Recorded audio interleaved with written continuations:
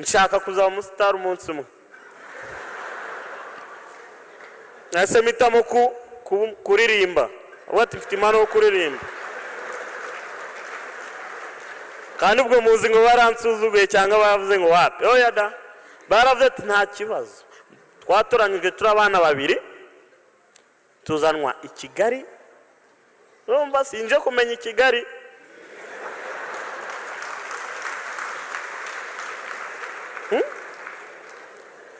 nzanwa hehe Sainte Famille si mu Kiyovu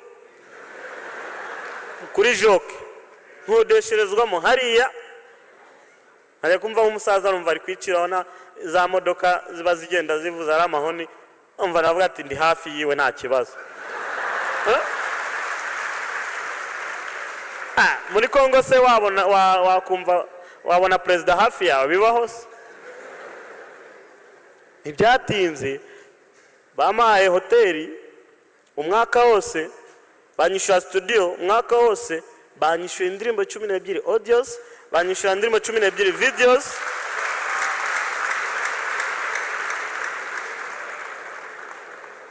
urumva neneho ibyakurikiyeho kwari kuba sasa ku buryo mbonamo amafaranga komisiyo yagiraga ikirori kantumira haba bagiye gucyura abatashe bagiye kubasezera nkajyaho nkaririmba nkatanga bwa butumwa ibinyamakuru nkahura nabyo nkatanga ama interview gushishikariza abari hariya gutaha umva nengeze noneho mu gihe cyo ku umustar sasa even takwamamara biri grave ako ni hahandi ufite impact utanga mu rubyiruko hamwe na hamwe hari ubustari nyine ububa wifitemo tu ntago byabura ntago byahezaho nagize amahirwe yo kujya mu itorero inkumba ry'aba artiste mu gihugu cyangwa se abahanzi bakina filme bakora art zitandukanye Indatabigwi ciciro cya kabiri njyayo mu kujyayo dusezerera turangije amahugurwa twakiriwe muri convention center na nyakubahwa President wa Republika w'u Rwanda rubyiruko nimwumve ngo kwakirwa na President wa Republika ni ibintu ngo wabona handi wapi usa hano ushobora kumara imyaka 10 utarabona kuri guverineri utarabona kuwo bita depite mu depite yakuje imbere so umva ministre wabari ikindi ha ministre bibereza Kinshasa azaza wowe kukureba inyanzara cyangwa ikuku cyangwa kiwanja gute ariko ngiye naringiza amahirwe yo kubona President wa Republika imbere yanjye twagiye muri convention aratubona twese ndamubona imbere yanjye umva icyo kintu nafashwe n'ikiniga ndavuga ati no ndi imbere ya President yaratubwiye ati munywe murye muri imbaraga z'igihugu tubakeneyemo imbaraga zirenze anje mitanye umvamo ko ngiye kurwubaka tanumvamo imbaraga nyuma yaho cyagombwa gukurikira nari nsoje kibanze ndi kubona udufaranga hatangiye kuboneka ntagombwa gutekereza asa gushaka iki akazi kazantunga buri munsi ntategereje ku muziki gusa 2016 nashatse akazi mpabwa akazi imusanze natangiye akazi ndi umufreresa muri Airtel Rwanda ya communication mutabyumva nabi nyuma y'igihe gitoya bambonyemo imbaraga nari mfite n'umurava nagizwe market head muri zone ya Musanze urumva ko ari ikintu gikomeye cyane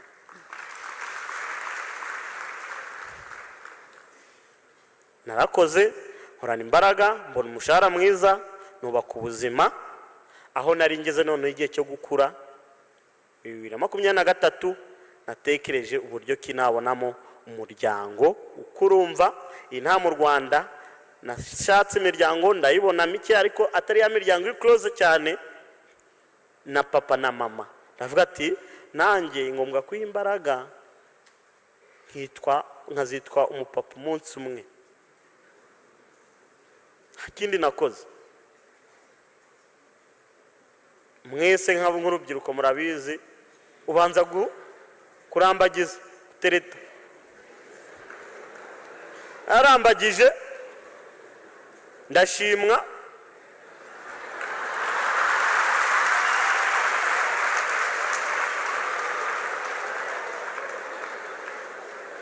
birangira mbonye umugore abo w'isezerano ubu ndamufite ndi papa w'umwana ndi chef de la famille iwanjye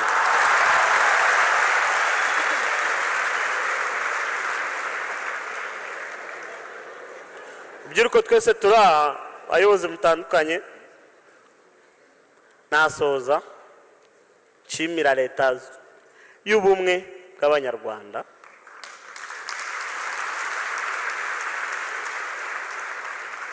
nasoza nshimira inzego z'umutekano zose zabigizemo uruhare cyangwa se umuturage wese wabigizemo uruhare kugira ngo tube dufite u Rwanda rw'ubu ngubu rutemba amata n'ubuki rugenda amanywa nijoro nta nkomyi by'umwihariko nyakubahwa perezida wa repubulika ajya ahorana umugisha w'Imana murakoze.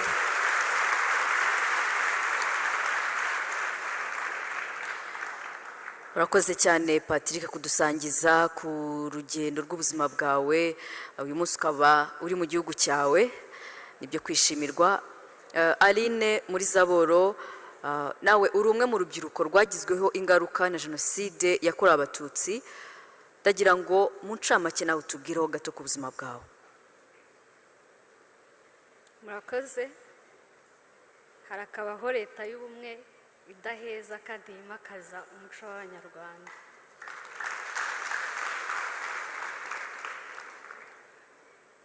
Banyakubahwa abayobozi inzego zitandukanye rubyiruko bagenzi banjye mwiriwe.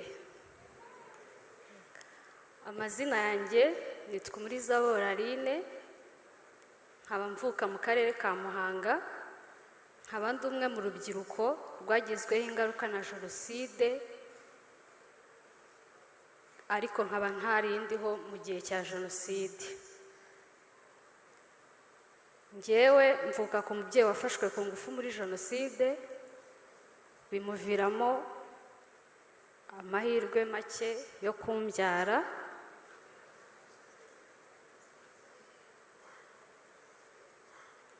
ariko ibyo biza kongeraho ibikomere bitandukanye bitewe n'ayo mateka. Nk'abandi bana bose natangiye kumenya ubwenge nsanga mbana na mama wanjye gusa. Nza kumenya yuko buri mwana agira papa we ndetse na mama we. Icyo gihe ntangira kubimenya natangiye kujya mbaza mama amubaza nti se njyewe papa wanjye ari hehe. Mu by'ukuri ntabwo byari bimworoheye ndetse nta nubwo yabashaga gufunguka ngo agire ikintu ambwira kuko nari umwana rero yarambeshyaga. Bwa mbere arambeshya ambeshya izina ubwe yihimbiye nyuma nk'umwana nkomeje kujya mubaza ibibazo abona ntago azabasha kubisubiza arangije arambwira ati erega iryo zina uvuga ntago ari ryo nakubwiye. Noneho ambwira izina rya papa w'umubyara ariwe sogokuru wanjye ambwira ko yapfuye. Impamvu yahisemo kumbwira izina rya papa w'umubyara ni uko ari ryo zina yari kujya abasha abonera amakuru yose buri mwana yakubaza akabasha kuyabona hafi. Niyo mpamvu yahisemo kumbwira iryo zina rya papa w'umubyara. Nkurira muri ubwo buzima ariko bwari ubuzima butoroshye. Murumva umukobwa wari ukiri mutoya afite inzozi ze, cyane ko mama wanjye yari afite inzozi zo kuzaba umubikira, agafatwa ku ngufu, bitabaye ibyo akabyara n'umwana adafitiye ubushobozi bwo kurera. Ntabwo bwari ubuzima bworoshye, cyane yuko namenye ko igihe yarantwite ubwo jenoside yarangiraga, yasanze umwe mu bari abavandimwe be arangije aramubwira ati kuramo iyo nda y'interahamwe ukomeze ubuzima ujye ku ishuri. We iyo tuganiriye arambwira ati impamvu ntagukuyemo inda yawe ni uko nari umukristu, nizeraga Imana kandi nari mbizi ko kizira kuvutsa umuntu ubuzima bwe, kuko abantu atari bo batanga ubuzima. Kuva icyo gihe famiye abari barabarokotse yabaye nk'ugiye ku ruhande, ntabwo bari bakiri kumvikana. Minisitiri w'Intebe Dr Justin Nsengiyumva. Mama wanjye kubera ibikomere yakurijemo uburwayi bw'ibifu bidakira, ku buryo mu myaka yanjye 15 mama wanjye bari bamaze kumubaga inshuro 3. Umunsi umwe yabaga ari kwa muganga, ndi mu rugo njyenyine. Undi munsi yagira impuhwe za kibyeyi akajya kuncumbikisha. Mbese bwari ubuzima butoroshye bwo kubaho muri ubwo buzima. Nta rukundo rwa kibyeyi nigeze mu buto bwanjye, kuko igihe cyose yarambwiraga ati nubwo nakubyaye nubwo tubana, kugeza ubu ntabwo nzi icyo nzagukoresha.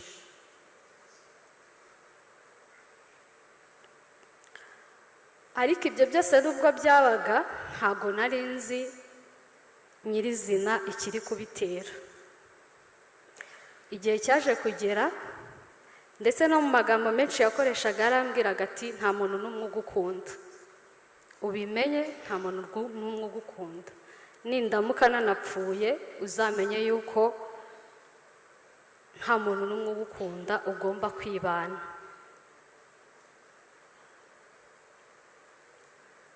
Ibyo byose byabaga gutyo, ariko ntazi ikiri kubitera kuko nari nkiri umwana. Ngize imyaka 12 nibwo mama wanjye yisanze muri organization yitwa Sevota. Akaba ari organization yafashaga abantu gukira ibikomere ndetse no kwiga kubana nabyo bitabakomeretsa, ariko cyane ababyeyi bafashwe ku ngufu muri jenoside. Mu by'ukuri yagiye muri Sevota bakabaha inyigisho, ariko gukira ibikomere ni urugendo rurerure. Agataha umunsi umwe bikaba byahindutse, undi munsi bikanga, ari bwo buzima. Muri Sevota rero bagiraga porogaramu imwe bayitaga festival, cyari igikorwa ngarukamwaka aho batumiraga ababyeyi, noneho ariko bakababwira ati muzane n'abana mwishimane kugira ngo mwongere usabane, cyane ko mu nyigisho zimwe na zimwe babahaga zari zirimo gukunda abana babyaye ndetse no kubabwiza ukuri. Bwa mbere njya muri Sevota hari muri 2007 mu kwezi kwa 11, mama yaraje arambwira ati witegure ejo tuzajyana i Kigali. Uyu mugenzi wanjye yavuze ngo kugera i Kigali muraseka, ariko hari abantu gutera intambwe yabo ya mbere bajya i Kigali bumvaga ari ibintu bitangaje. Uwo munsi nanjye naraye ntasinziriye, ari meze nk'umwana uri bujye guhabwa Ukaristiya ya mbere, niwe urara yamanitse agakanzu n'agakweto avuga ati amasaha sinzi ko ari bugere. kuri njye numvaga ari igitangaza kuba ngiye byonyine kujyana na mama wanjye, cyane ko we yari yambwiye ko ari ibirori. Twagezeyo nkasanga abandi bana ndetse n'abandi babyeyi, ariko nari maze kumenya gusoma ndetse maze no kumenya gutega amatwi. Mageze yaba speech zavugirwaga aho hantu, yaba pull up ndetse na banderole n'ibirango byose byari bihari, byose byavugaga ku bana bavutse kuri Viyori. Speech bakavuga ati mubakunde n'abana nk'abandi, ntago ari interahamwe nk'uko mubita, ntago ari abana b'interahamwe nk'uko mubita, mubereke urukundo kuko nabo n'abana nk'abandi. Twaratashye, ariko mu modoka dutaha nagiye nibaza ibintu byinshi.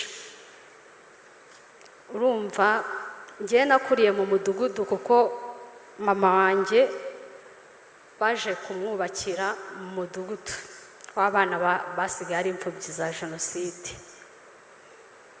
Nk'umwana wakuriye mu mudugudu nari nzi icyabaye muri jenoside, nzi ko abahutu bishe abatutsi, nzi ko interahamwe zishe abatutsi. Nagiye mbitekerezaho, ntekereza ya speech yavugwaga bavuga bati ntago ari abana b'interahamwe nk'uko mubita, ni abana nk'abandi. Tugeze mu rugo nabajije mama ndamubaza nti se hariya twari turi ko bavugaga gutya, nanjye ndi umwe muri abo bana? Icyo gihe yarambwiye ngo yego, ariko arambwira ngo singire ikindi kintu mubaza. Hari inkuru wumva ukumva isi kubanye ntoya kandi udapima na metero imwe. Nkumva iyo nkuru numvishe nteye ipfunwe, numva nkojejwe nayo isoni, mbese numva kubaho bindutira gupfa.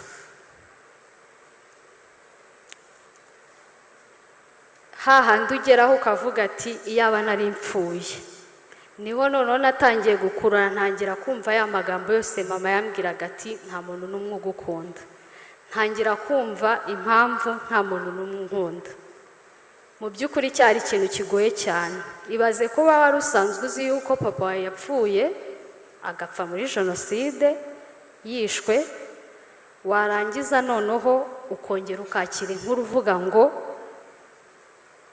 wavutse mama wawe bamufashe ku ngufu, kandi abafashe mama wawe ku ngufu nibo biciye, nibo bishe umuryango wa mama wawe, nibo bahekuye igihugu.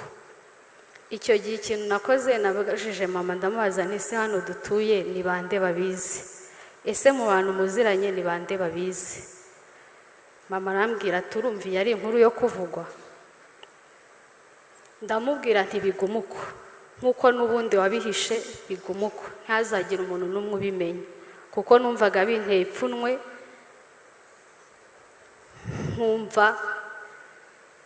nkumva nyine buri muntu wese uzajya umbona aricyo kintu azajya nsomamo. Nakuyemo ibikomere bitandukanye, ariko cyane ibyashegesha umutima wanjye. Icya mbere namenye inkuru yuko ntazigera menya data umbyara, bitewe n'uko muri jenoside umuntu atafatwaga ku ngufu n'umugabo umwe. Nkuramo igikomere cyo kumva ndi umutwaro kuri mama wanjye, bitewe n'ubuzima twari tubayemo, ahora arwaye, nta buzima, nta epfo nta ruguru. Mbese ndavuga ati byibuze iyo nza kuba ntahari ntago aba afite iyi mitwaro ingana gutya.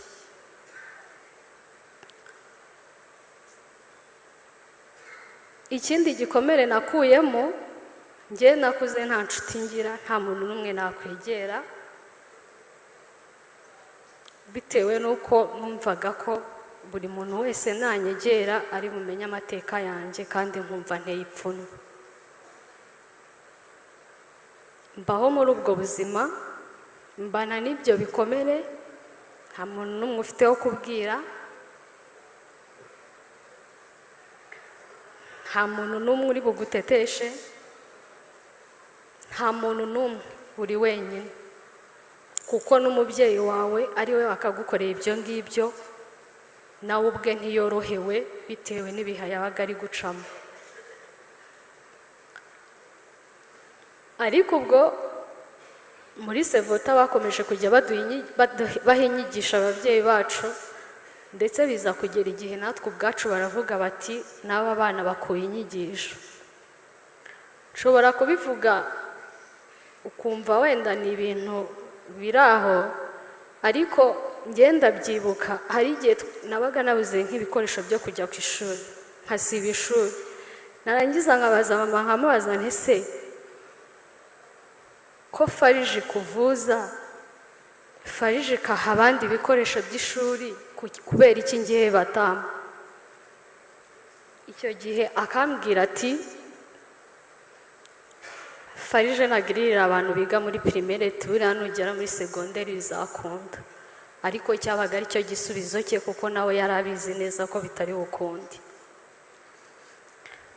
Kubera ubwo buzima ubw'abandi biga imyaka 6 primaire, ngiye mu ndeba hano nayize imyaka 9. Muri Sevota hakomeje kujya baduha inyigisho, bakatwigisha kubana n'ibikomere byacu bitadukomeretsa. Iyo wabaga twicaye muri Sevota, bitewe n'uko wabaga uri kumwe n'abantu muhuje amateka, wabaga wumva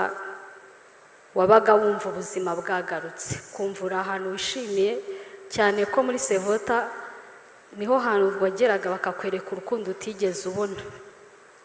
Ndabyibuka fonda wa Sevota yitwa Mukasarasi, twe tumwita mama mukuru. Hari akajambo akunda gukoresha akavuga ngo wiriwe mwiza wanjye, umeze ute mwiza wanjye. Ukumva urishimye, ukumva niho hantu waguma, ukumva nturi wenyine. Ariko mwagera hanze mumaze gutandukana, ugasubira muri bwa bwigunge bwawe. Byari bigoye kuba umuntu yava mu bwigunge arimo, kuko kubana n'ibyo bintu ntabwo biba byoroshye, urangirika, yaba ari mu buryo bw'imitekerereze ndetse no mu buryo bw'imikorere. Rimwe na rimwe utangira no kumva utewe isoni n'igihugu cyawe, nk'ubu utewe ishema nacyo nk'uko biri ubu ngubu. Urugendo rwakomeje kuba urwo, ariko igihe cyaje kugera mbona imbaraga zo kwiga kubana n'igikomere cyanjye kandi kitankomeretsa. Ngera kuri rwa rugendo twita ubudaheranwa, kandi urwo rugendo sinarugezeho njyenyine, ahubwo narugezeho ndetse ndi kumwe n'umubyeyi wanjye. Ndashimira cyane leta y'u Rwanda, leta y'ubumwe, ku bikorwa yakoze byo komora ibikomere abanyarwanda bari basigaye iheruheru bitewe n'amateka ya jenoside. Mama wanjye baramwubakiye, baramuvuza, ndetse bimuha icyizere cy'ubuzima, abasha nanjye kunyakira, tubana mu mahoro kubera icyizere cy'ubuzima yari afite. Ndashimira leta y'u Rwanda ku bufatanye na Minubumwe. Nanjye ubu ngubu mu ndeba ahangaha mfite lisansi, ubwo njye nabonaga ko bitashoboka, ariko narayibonye. Ubu nanjye ndi umunyarwanda uri kwiyubaka nk'abandi bose, kandi ukunze igihugu cye, utewe ishema nacyo, ndetse ubasha kuvuga amateka ye kugira ngo abandi bagenzi banjye babashe kuyigiraho. Murakoze.